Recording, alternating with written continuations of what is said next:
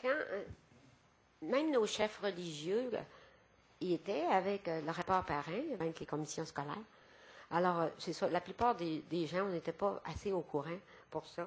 On était tous d'accord là-dessus. On pensait qu'il y avait des grands changements qui s'en viendraient dans l'éducation. On a fait confiance, mais tranquillement, on a été déçus parce que l'éducation, de plus en plus, ça descendait, puis ça descendait. Puis c'était des problèmes à l'école, puis les grosses écoles pleines d'enfants, puis toutes sortes de choses, des incompréhensions. Le français qui parlait, ça a détérioré terriblement. Le français écrit, même le calcul, les enfants ont de la misère à compter. La géographie, c'est pas fort non plus. Hein, on demande à des jeunes du secondaire, 4 ou 5, puis ils sont tout mêlés. Ils ne savent pas où est Venise, ils ne savent pas où est la Croatie, ils sont tout mêlés. Alors, c'est pour ça là, que si l'éducation, c'est au point de vue de l'État, je pense que, comme M. Caldwell disait, l'éducation devrait revenir plus aux commissions scolaires, puis avec les valeurs. Il va falloir trouver des valeurs qu'on privilégie. Alors, je remercie. J'essaie de ramasser les morceaux au plan de l'histoire. Je dirais que ceci, il y a un passé qui est antérieur à la Révolution tranquille. On en a parlé beaucoup. Il y a Révolution tranquille puis rapport parent. Ça m'apparaît représenter une deuxième étape. Et il y a ce qui s'est passé à partir, est-ce que je mettrais l'année 70, je ne sais trop, autour de ça, jusqu'à la nouvelle l'étape tout à fait différente, l'étape de rupture qui s'amorce, je pense, autour de les commissions, les États généraux sur l'éducation, c'est 1980-93, c'est ça. 95. Est-ce que... À quel point de vue est-ce que tu dis ça?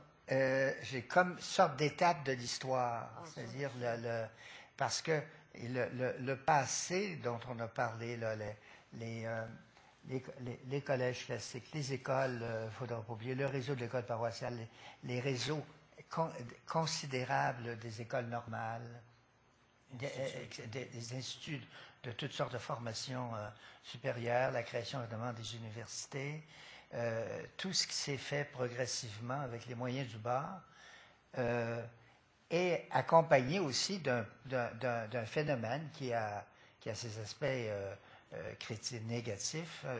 Ça a été accompagné, il ne faut pas se le cacher, d'un pouvoir, d'un pouvoir clérical, c'est-à-dire que à force d'assumer des tâches, eh bien, on s'est trouvé à assumer en même temps, à exercer le pouvoir qui était relié à ces tâches-là.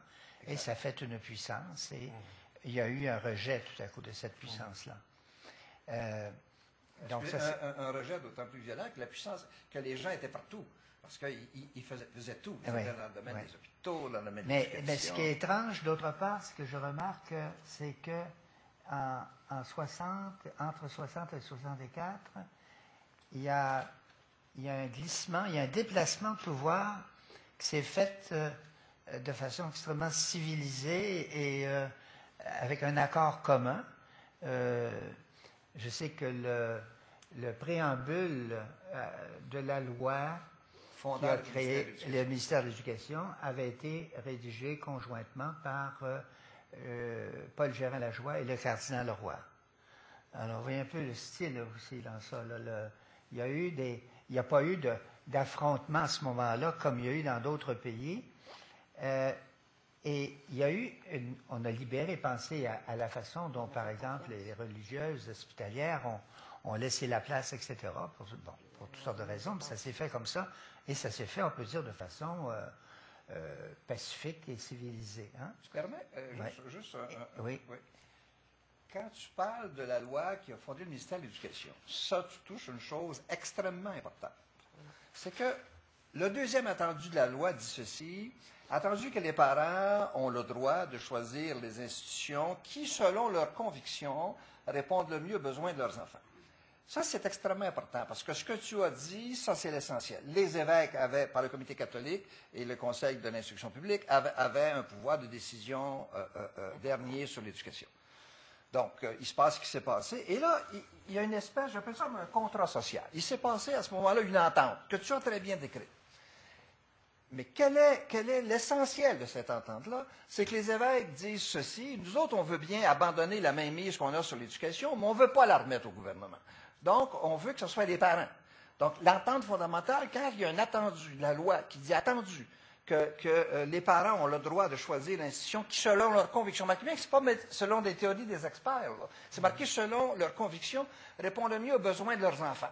Il y avait une espèce de contrat social où on dit, ben, les évêques sont occupés d'éducation, mais ce n'est pas l'État non plus qui va devenir monopole, donc les parents auront toujours le choix de l'éducation à donner à leurs enfants. Ça se retrouve, on y reviendra plus tard, ça va se retrouver dans les chartes fédérales, ça va se retrouver dans la Charte des droits du Québec. Tout ça, là, tout le contrat social, l'organisation sociale du Québec reposait là-dessus, sur le fait que les parents conserveraient le droit de choisir pour leurs enfants l'éducation qui convenait. C'était ça, comment j'appelle ça, la politique sociale du Québec, telle qu'on l'avait entrevue.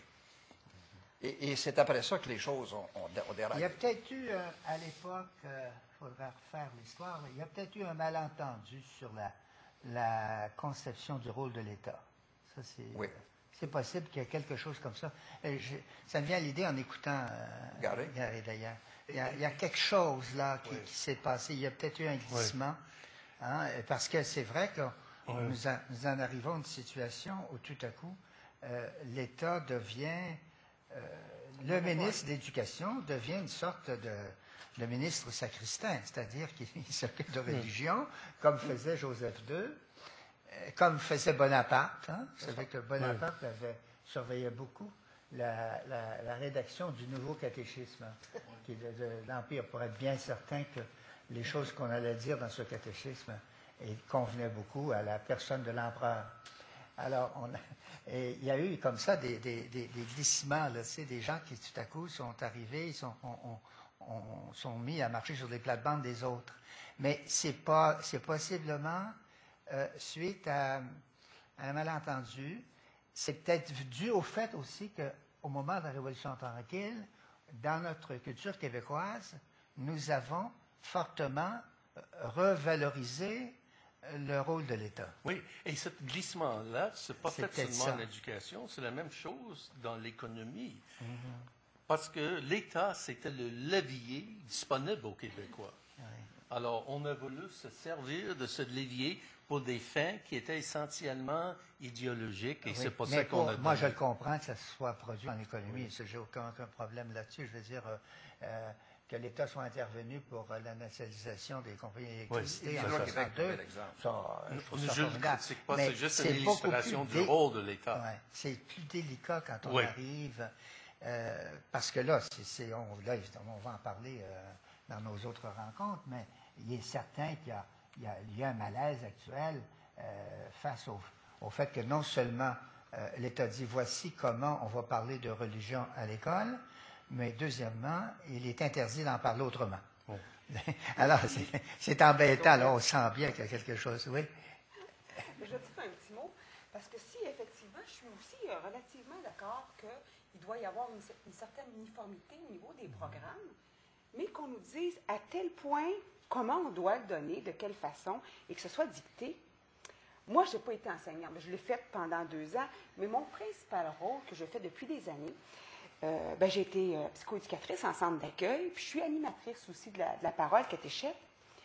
Là où c'est génial, et je prends ça, si je prends l'exemple des jeunes en centre d'accueil, des jeunes en difficulté, c'est que quand je crée une relation avec ce jeune-là, quand je veux être vrai avec lui, je dois lui parler de moi, je dois être vrai. S'il veut croire en ma relation, s'il veut croire en ce que je vais lui enseigner, lui montrer, c'est parce que ça vient de moi. Et c'est la richesse et c'est la beauté que moi, je vais lui donner quelque chose que l'éducateur à côté de moi va compléter. Ça ne sera pas la même chose. Il va la compléter, l'autre va l'enrichir. La même chose quand je fais de l'animation de parole le dimanche. Moi, je l'amène sous un regard avec la passion que j'ai, parce que c'est une passion. Et celle qu'il fait le dimanche suivant, va amener un autre jour, ce qui fait que ça ne devient pas monotone, ce qui fait que c'est toujours enrichissant, ce qui fait qu'on en a le goût aussi.